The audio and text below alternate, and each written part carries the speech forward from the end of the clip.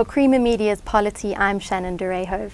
Political analyst Moeletsi Mbeki is in studio with me today to discuss wealth creation and black economic empowerment in South Africa. Welcome. Thank you.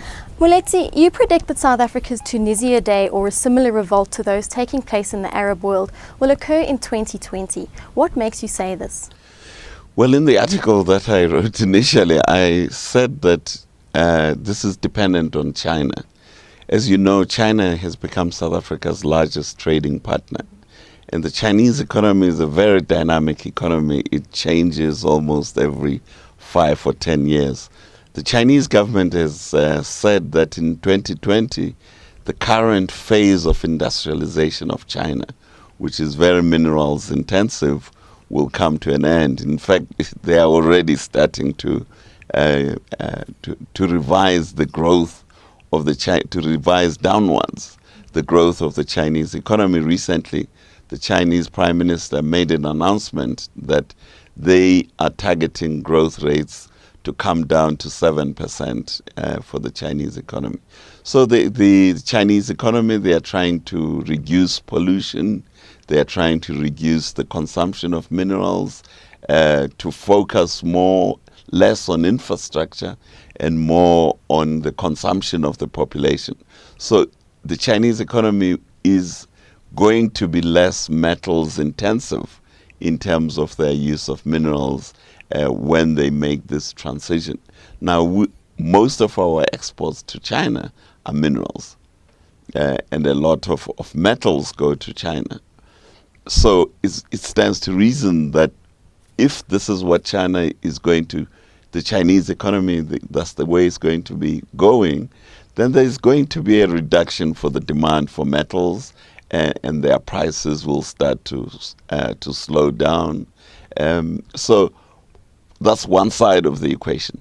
The other side of the equation is the South African government side. South African government is increasing more and more its indebtedness. In the recent budget by the Minister of Finance, he virtually said he's expecting to triple South Africa's indebtedness from about $500 million to over $1 trillion, to 1.3, I think he said, trillion rands. So we're increasing our indebtedness, we're borrowing more. That's one side. We're increasing our social welfare spending. That again is going up. The consequence is that our exports are likely to be declining. In the meantime, we are spending more and more, and we will be getting less income. And something has to give somewhere along the line. The government has to start cutting back. And we are seeing aspects of this already happening, by the way. The current situation about the toll roads, the tolling of the roads around Gauteng, around Johannesburg, there's already a near revolt about the tolling. The consequence, the government has gone out and borrowed money to repair these roads. The people are saying we're not going to pay the tolls. Then what's going to happen? South Africa's ability to borrow will decline, which means again a lot of the financing that the government is committing itself to will become more and more expensive. So when all these two things get together, you have to start cutting back, especially on the welfare program. And that's why I was saying that our Tunisia Day, that's when it's likely to happen. But it might happen sooner. I hope not.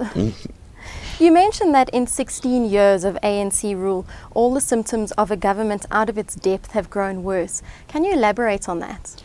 Yes, the government has been unable, for example, to control the urbanization of South Africa.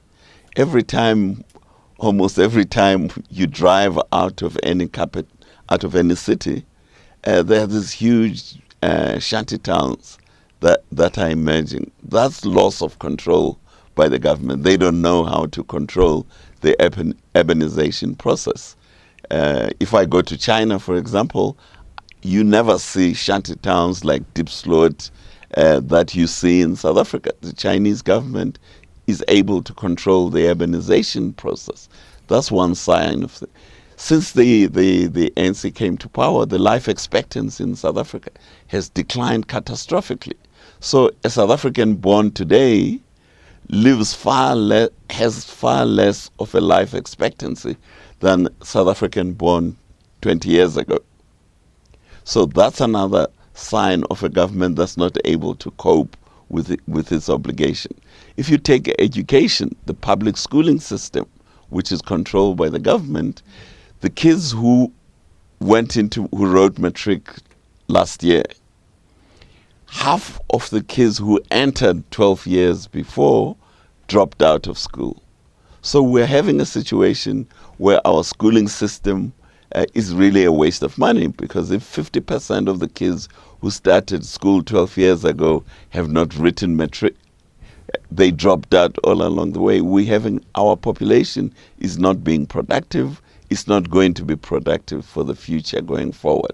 Then you are going to get this massive bulge of youth unemployment, which we already have, but it's just growing and growing. So these are signs of a government that is not able to cope, because it's unable to do policies that incentivize the entrepreneurs and the industrialists to invest more and to employ more labor. I can give you the example of what's happening with the mineral rights sector, for example.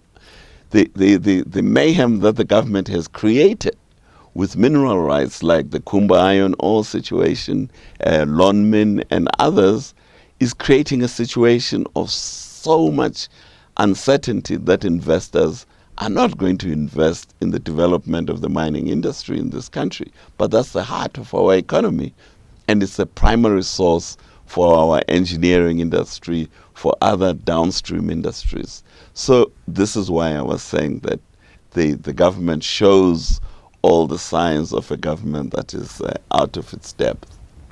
Now, you are also particularly critical of black economic empowerment in South Africa.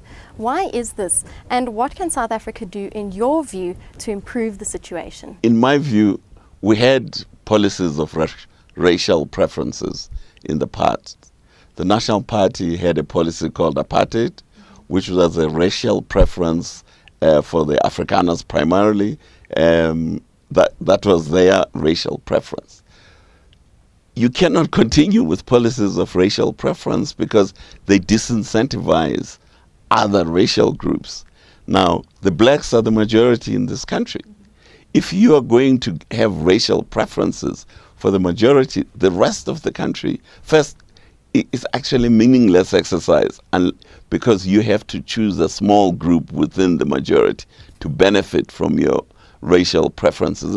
And we are seeing in the current debate, in the current attack on the colored population by people like Jimmy Manyi and Cooley Roberts, they are trying to create an atmosphere whereby the colored people should be excluded from these racial preferences. So racial preferences, we cannot continue with racial preferences. In the past, from the National Party, they led to chaos. They led to almost the country going towards a civil war.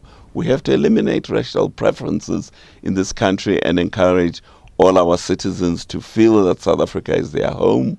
No one is getting special treatment, and support everyone who needs support from the government or from the taxpayer, irrespective of race. So I have been against racial preferences during the National Party regime. That's why I was in exile. I'm against racial preferences during the ANC period.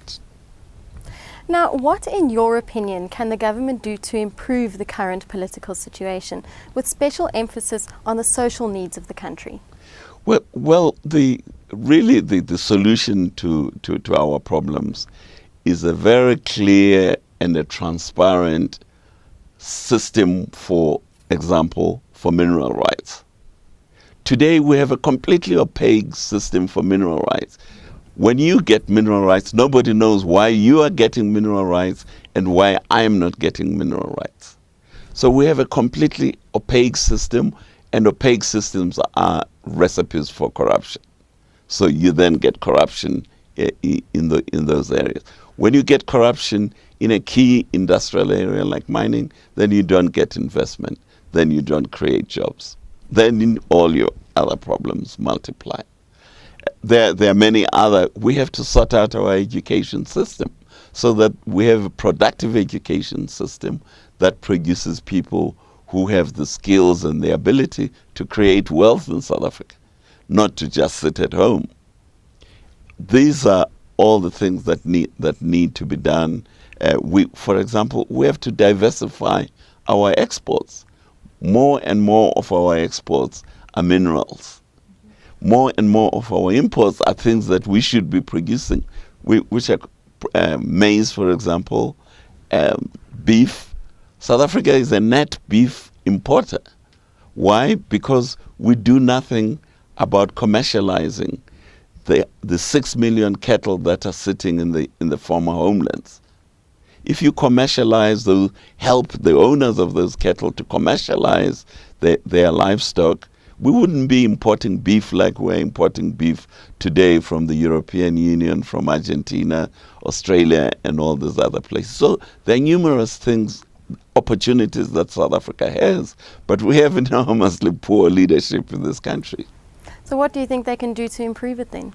To improve the leadership, I think you should ask the ANC. They are the government. I think maybe that's an appropriate question as to what can they do to improve the leadership, because they are the leadership of the country, and they are coming up with no solutions to the country's problems. Well, thank you very much for your input. Fascinating talking to you. Thank you.